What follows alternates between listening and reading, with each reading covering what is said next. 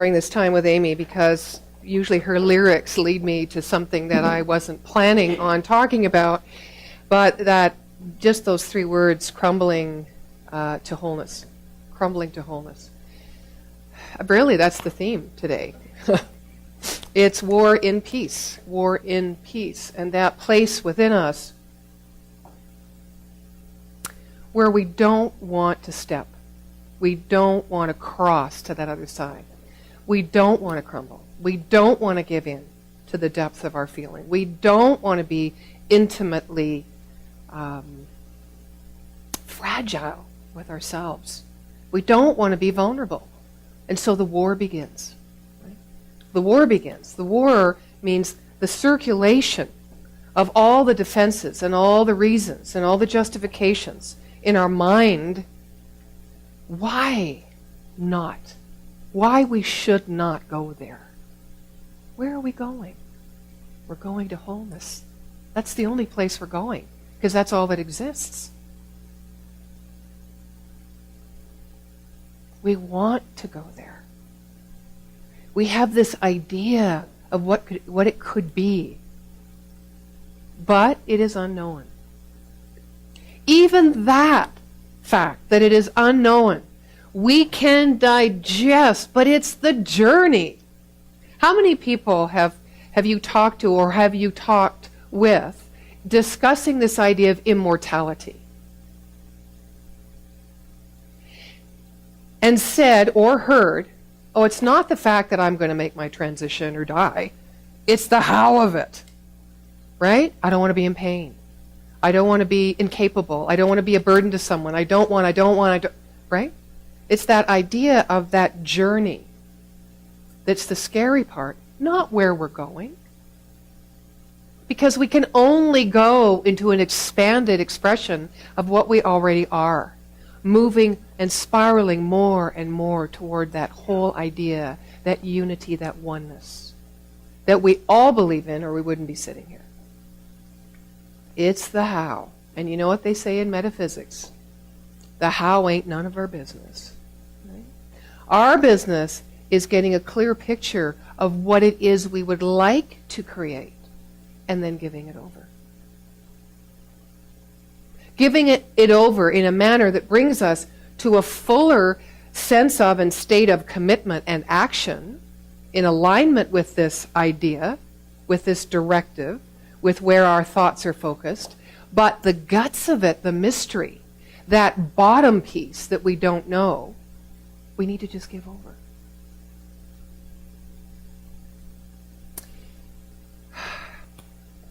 Thank you. So today, Palm Sunday, it's the 6th Sunday in Lent, and it begins the Holy Week before Easter, the Holy Week in which, in the Judeo-Christian tradition, Jesus walks into Jerusalem to celebrate Passover, the big feast, the big celebration. How many times have we gotten excited about something, have set a mark? I mean, I'm in one right now. It's called Season for Nonviolence. I have got an image of what's going to happen here, right? And how many times have we all had to turn it over and walk through the war zones? It's like a minefield sometimes. Not that things are wrong or bad, but things come up that we don't expect. So as soon as those things come up we don't expect, our immediate response usually, or reaction, I might go as far as to say, is, oh no, why did this have to happen? I didn't plan this. It's going to ruin it. I mean, we can go a million places in our mind. Some people go, that story about the hole in the road, you've heard it a million times. Eventually you walk around the hole and eventually you just take another road. The other road isn't the physical road. It isn't about direction. It's about how we choose to focus our attention in our mind. That's the other road. And so these minefields, these challenges, these obstacles, we call them only because they're not pre-thought of and we don't feel in control of them, and they take us by surprise. These things are being called forward by the same seeds that we planted for the highest and best vision we could imagine. It's all part of the same thing. But unless we know what it feels like to rise above and transcend too small for the frame and crumble, unless we're willing to take that part of the journey, and not on the chin, but with open heart, being vulnerable, being real, moving into our authenticity, we never get the bigger dream that our soul calls for. That we can't even, it's so big we can't even put it into words. We will never know that. We could call it God. We could call it life. We could call it joy. We could call it love. We could call it oneness.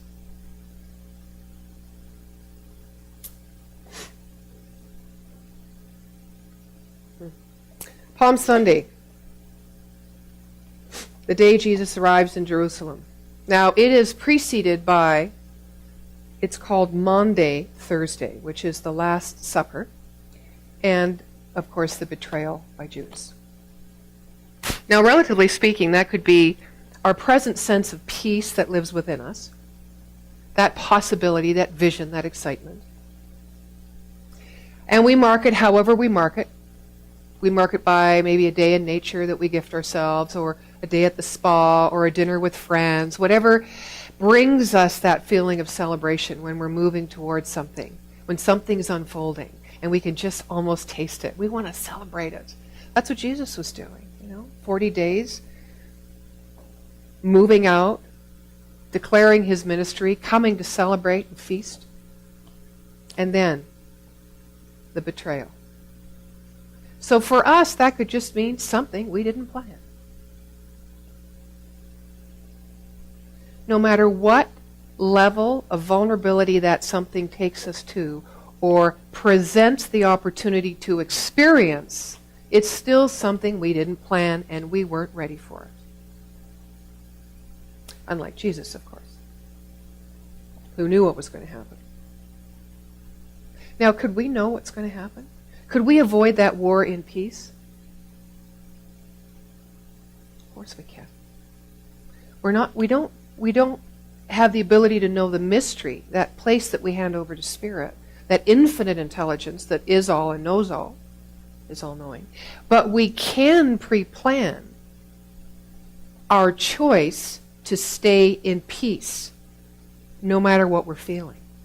To know that peace is there, no matter how we react, what happens, we can still pre-plan that. Even if we feel we move away from it in that moment. Because when we pre-plan something like that, in our own mind, in our own body of choice, when, as Dr. Holmes says, we build that mental atmosphere to know that peace already exists, it isn't something that we feel once all the war is over. It isn't something that we need to fight within ourselves. We don't have to fight ourselves to get to the place of peace. It's there. We just need to step aside. How do we step aside? We build a mental atmosphere that names it as truth. Peace is. Peace is. It is everywhere, in everyone. Although it never feels like that in certain moments when, as Amy was describing, she's like, I'm naked. That's tough. But we can't crumble into wholeness unless we get naked. And not naked, you know that old saying about, well, take your clothes off, stand in front of the mirror and say, oh, aren't you beautiful? Not that kind of naked. The naked with each other. That's harder. But we can't do that until we get naked with ourselves, right? So that naked peace, that vulnerable peace, is allowing ourselves, really the 40 days, in a flash, when something happens and we didn't expect it. Get naked. You'll always remember that now, won't you? You'll take, what did she talk about today, getting naked? Really? Yeah. Well, I might go next month then. Getting naked. Good. So then Good Friday comes, right? The arrest, the trial, the conviction, the crucifixion. the death and the burial.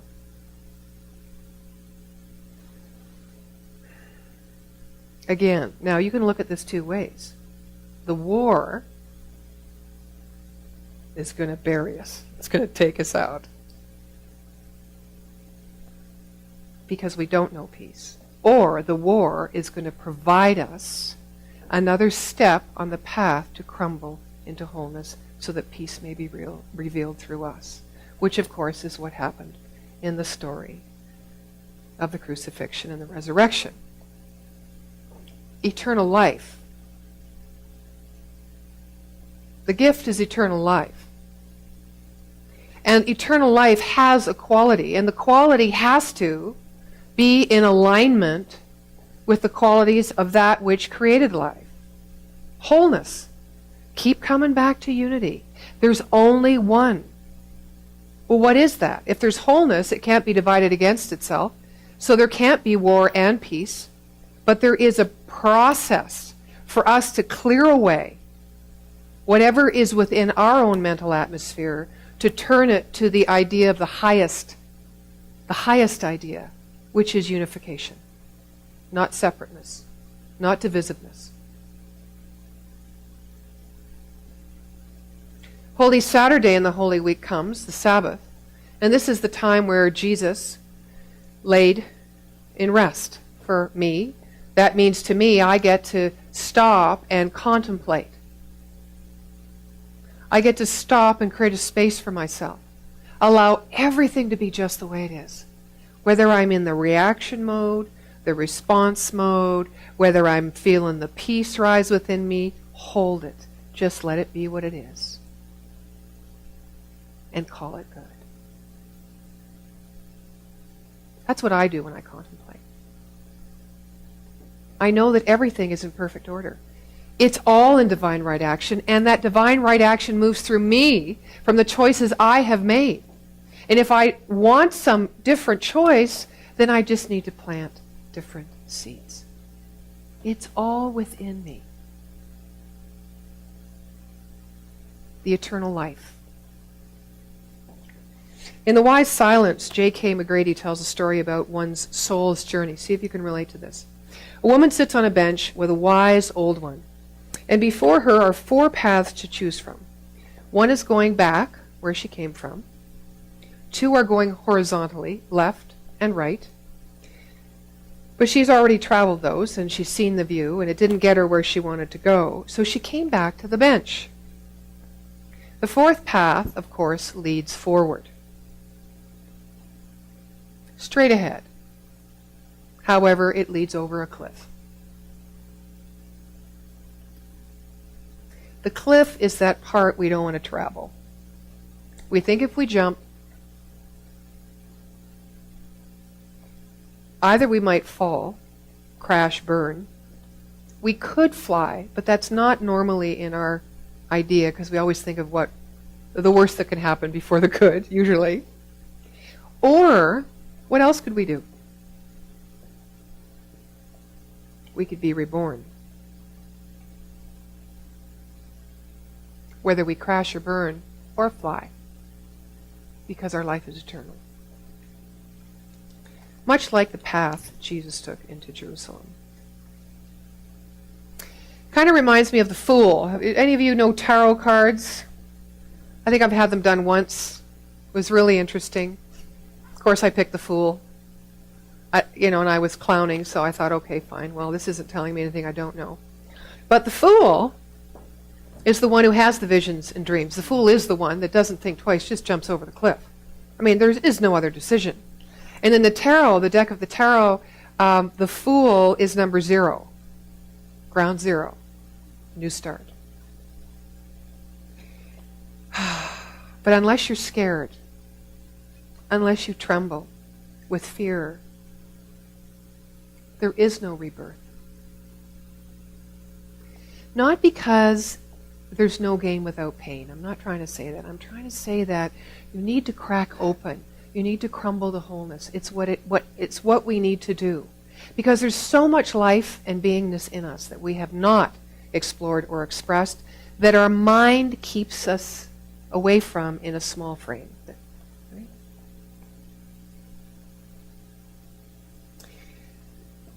I think the issue for me, War and Peace, exists within the tension of what we know of who we are and, of course, the unknown, of what we can dream of, and more so, what has already been prepared for us to walk into. It's the unknown, the mystery. It's the tension between it. Have any of you seen the movie Creation? It's a story of Darwin. If any of you have seen The Beautiful Mind, okay, you know, very brilliant man who has a whole different way of seeing life and things. His wife is played by Jennifer Connelly, which I found interesting because Jennifer Connelly plays the wife of this man, Darwin, who also is so brilliant, but is tortured. There is a war within him between religion and science. And in the movie, he is getting pushed and prodded to finish this book. To summarize what creation is all about, once and for all, so that the archbishops and the church will go away, because Darwin's a very powerful man in those times. And he can't do it, and he can't do it, and he can't do it, because he cannot compromise the mystery. He cannot summarize or understand a part of creation. And it literally drives him insane. He is so sensitive. You know, he takes his children to the beach, and he's looking at this rock face, and he's seeing a very smooth edge, all in one rock face, very smooth edge, and then here are all the juts.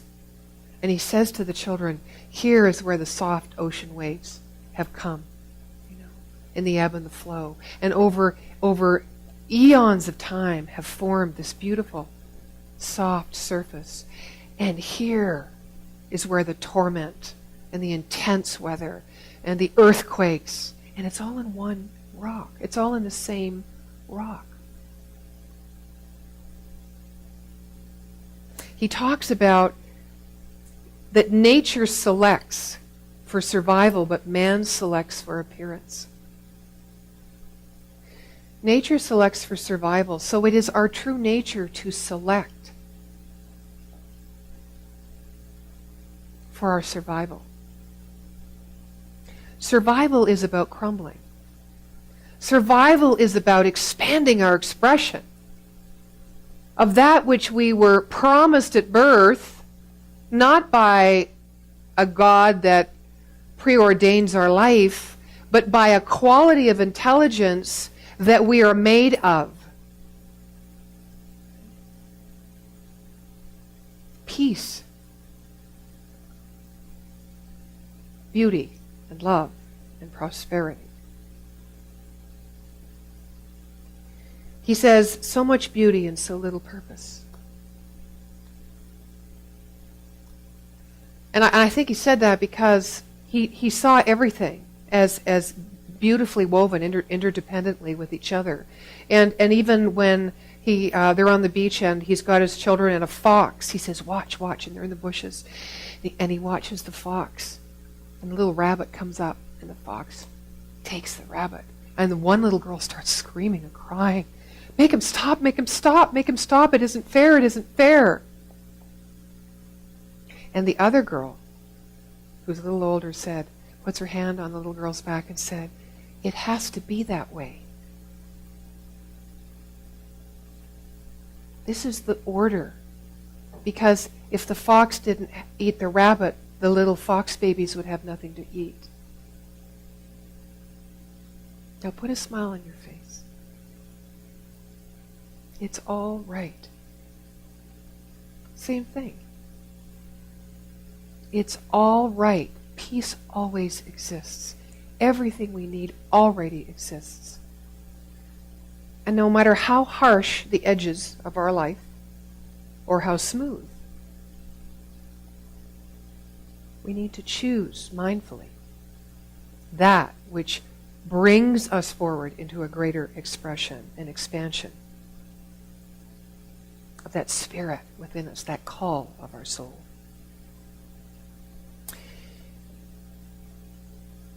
In the movie, he also, it kind of goes through the movie, all throughout the movie, and he tells about this young group of orangutans in the deepest jungle of Borneo that he went to visit. And he said the youngest of the group, her name was Jenny, was the most loving and the most affectionate and the most curious and disobedient of all the family. So the tribespeople were coming because they wanted to catch the young orangutan and sell it for the highest price. Eventually it ended in the British Zoo. Came down the tree, saw the star fruit, no one else is going for it, I'm going for it, and then of course they come out and throw a net over the baby. And of course, these are always heartfelt moments in movies when you see animals in captivity who just start dying. They lose their life. They're out of their true nature and their true habitat. I don't need to draw the relative inference right now. Anyway, Darwin comes to visit. And Darwin is with the orangutan like he would be with any other creature, including his children. And he gets on the floor and he rolls around and they're on their stomachs together and the orangutan's writing.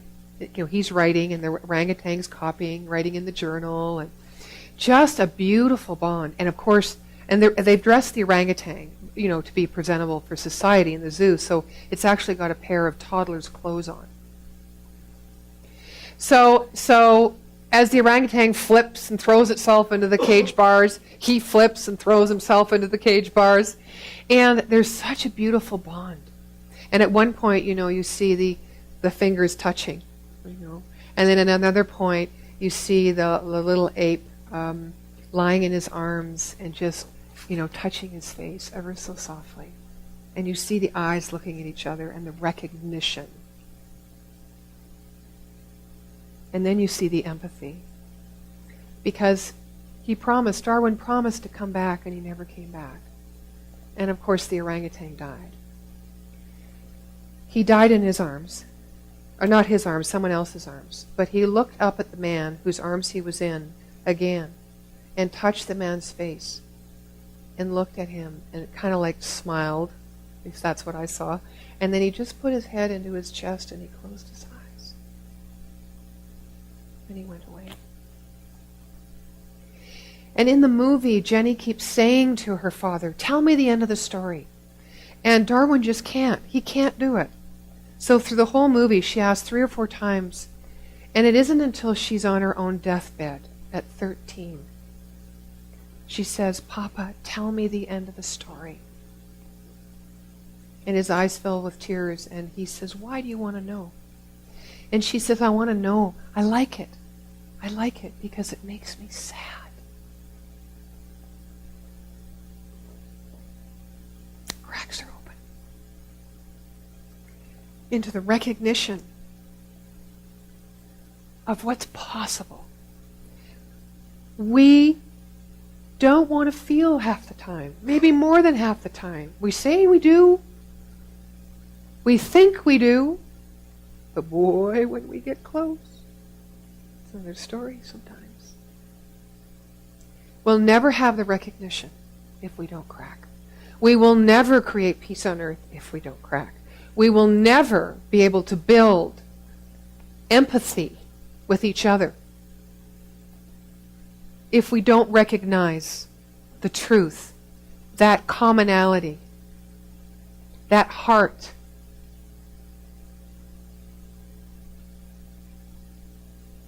When we think in this moment, just take a breath for a moment here. Think of the last time something happened in your life that you didn't expect, that you reacted to strongly, or that made you feel fearful. Just think of that time. Bring what you're feeling now, bring what this idea that we're talking about and exploring, bring that to that moment.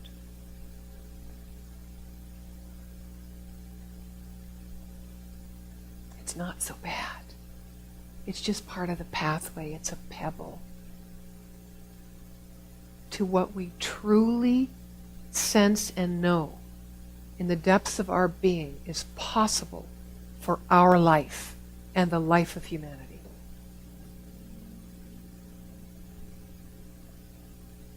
Why do you want to know? I like it. It makes me feel sad.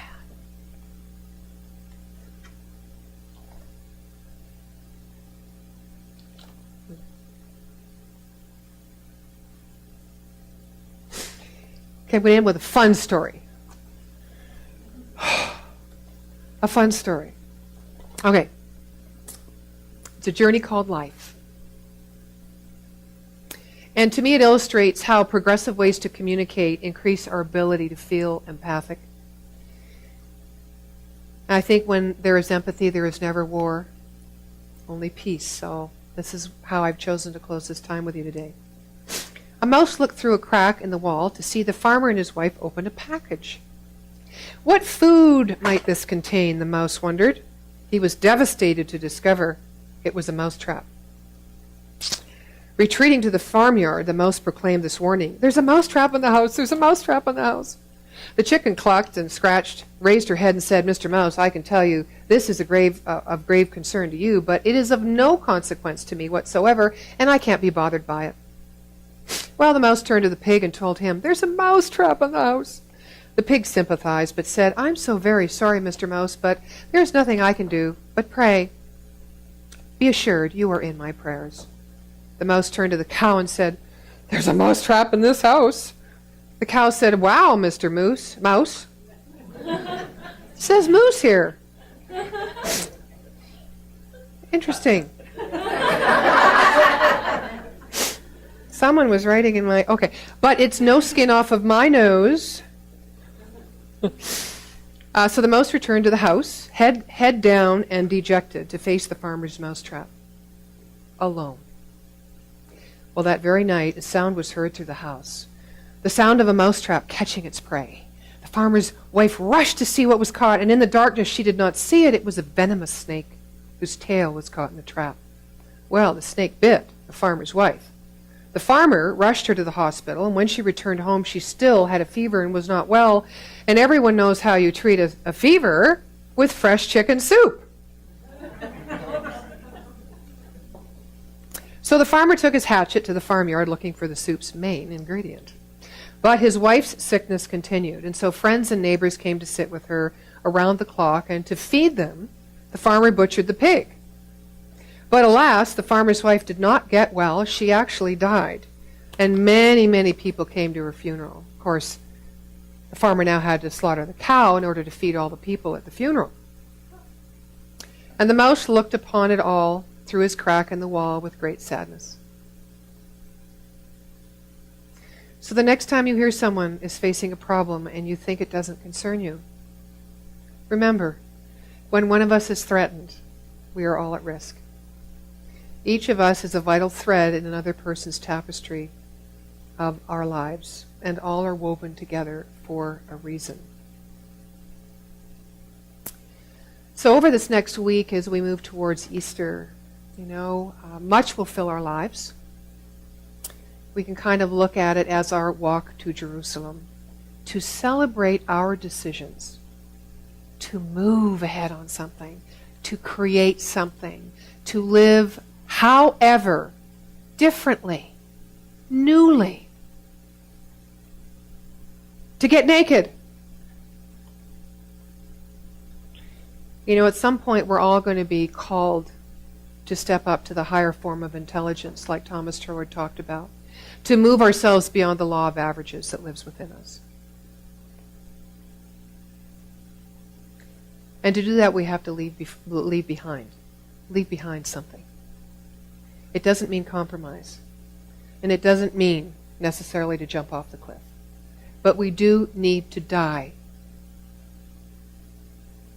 to that which we are most attached to in order to be free.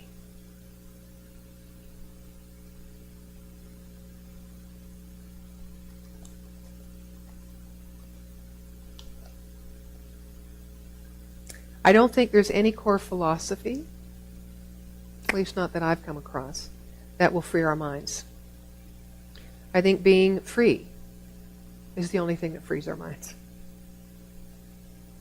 So for me, freedom is really, truly the only religion. And I think it's also where all religions meet. The poet Rainer Maria Rilke stated, "For where I am closed, I am false." Someday we must be vigilant in our defenses against indoctrination. What if we simply stayed focused on our own truth? Some say we must not let anyone shape us in the image of another's dogma. What if we, in loving kindness, honored all life and stayed focused on our own truth? Some say don't even let teachers call you their student unless that is what you want. What if we saw all persons on equal footing and stayed focused on our own truth as we learned from each other? This moment, we have the capacity to know who we are. This moment. So I honor the place within you where the entire universe resides. I honor the place within you of love and light and of peace and of truth. I honor the place within you where, when you are in that place in you, and I am in that place in me, there is only one of us. There is only peace. And so it is.